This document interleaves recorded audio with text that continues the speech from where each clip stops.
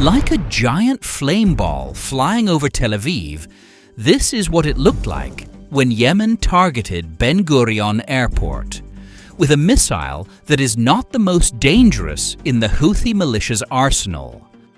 But in one night, it succeeded in penetrating the Iron Dome and bypassing the David slingshot until it reached its target deep in Israel.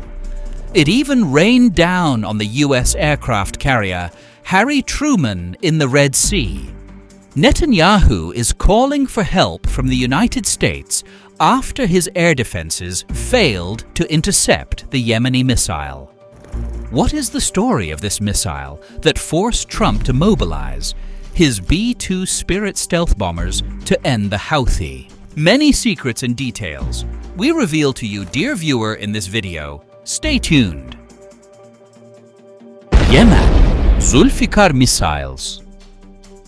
Yemen's use of the Zulfiqar hypersonic missile represents a qualitative leap in the arsenal of weapons used by the Ansar Allah movement, which the White House has placed on the terrorist lists, especially in the context of the escalation of the Yemeni conflict and its expansion to long-range strategic targets against Israel. The latest of which was the bombing of Ben Gurion Airport and Nevatim Air Base, and this attack caused significant damage near the airport, disrupting air traffic and creating a state of chaos. The Israeli ambulance admitted that 13 people were injured as they went to shelters after sirens sounded in the central regions, specifically in Tel Aviv and Jerusalem, after the missile was spotted. US President Donald Trump threatened the Houthis, saying they would be completely eliminated. The US president warned Iran that Tehran should immediately stop sending military supplies to the Houthi terrorist militia and let the Yemeni movement fight US aircraft carriers by itself. In a post on Truth Social, Trump added that US strikes on the Houthis will get progressively worse and that they will be completely eliminated. In the context, Yemeni media reported that several Yemeni areas under the control of the Iranian-backed movement were subjected to new US strikes. They indicated that the strikes targeted the capital Sana'a. And depth look at Zulfiqar missile. The length of Zulfiqar missile is about 16 meters, making it one of the largest hypersonic missiles used in the region, and its diameter is about 1.5 meters, which gives it greater stability while flying at high altitudes and at tremendous speeds, as this missile exceeds the hypersonic speed barrier, which is 5 to 10 times the speed of sound. And this speed is considered one of the most important characteristics of hypersonic missiles. The missile was able to bypass traditional air defense systems that rely on detection and tracking, and Zulfiqar can fly at a hypersonic speed believed to be in the range of 7 Mach, which is lower than the Palestine II missile in speed, but it is able to cover the distance between Yemen and the depth of Tel Aviv in a very short time. Its maximum range exceeds 2,000 kilometers, and it can easily hit all US military bases in the Middle East and Africa, including strategic targets such as airports, military bases, and vital facilities. Regarding the design of the missile, Zulfiqar is believed to be derived from the Iranian Fateh family of ballistic missiles and features a lightweight structure made of advanced materials such as carbon fiber and metal alloys resistant to heat and high pressure. And this design gives the missile the ability to fly at very high speeds while maintaining its stability and maneuverability. The Yemeni missile relies on a solid fuel propulsion system, which is known for its high speed and its ability to fly at high speed without the need for complex equipment. And solid fuel is one of the key elements in the design of hypersonic missiles, as it allows them to respond quickly and effectively in surprise attacks.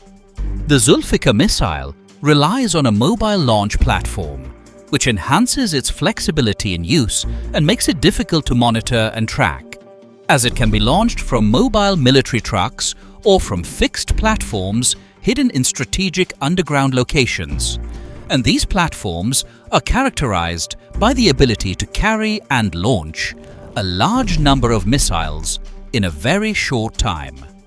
The missile features a conventional warhead that weighs about 590 kilograms and is designed to separate in the middle of the trajectory, which makes it more difficult to detect and intercept than single-stage missiles, which gives it great destructive power, especially when targeting ground and underground facilities, as it can penetrate defensive fortifications and underground bunkers thanks to its high explosive power and the shrapnel that is released from it after impact. It is likely that the warhead contains advanced explosive materials that ensure that the shrapnel spreads widely, which increases its effectiveness in targeting military gatherings and vital facilities, and this missile is an ideal choice for strategic attacks that aim to paralyze hostile forces and disrupt their ability to respond immediately. Guidance and monitoring systems. The Zulfiqar missile comes with advanced capabilities that make it able to operate with high efficiency even in conditions of electronic warfare and jamming, as the missile relies on an advanced guidance system that uses precision gyroscopes and GPS satellite guidance systems, which enhances its accuracy in hitting specific targets. One of its most important capabilities is the ability to maneuver and change course during flight to avoid air defense systems. And it has anti-electronic jamming systems, which makes it able to operate even in combat environments saturated with electronic jamming that may affect conventional systems. And this feature is one of the most important features of modern hypersonic missiles, as it enables them to maintain their course and direction towards the specified target without being affected by hostile jamming operations. The missile relies on a thermal sensor system that helps it track the target with high accuracy even in difficult weather conditions such as fog or darkness, making it an effective weapon in all weather conditions. And you, dear viewer, what is your assessment of the capabilities of the Zulfiqar missile? In your opinion, will the US THAAD system succeed in shooting it down? Tell us in the comments, and don't forget to support us by subscribing to the channel and liking the video. Thank you for watching.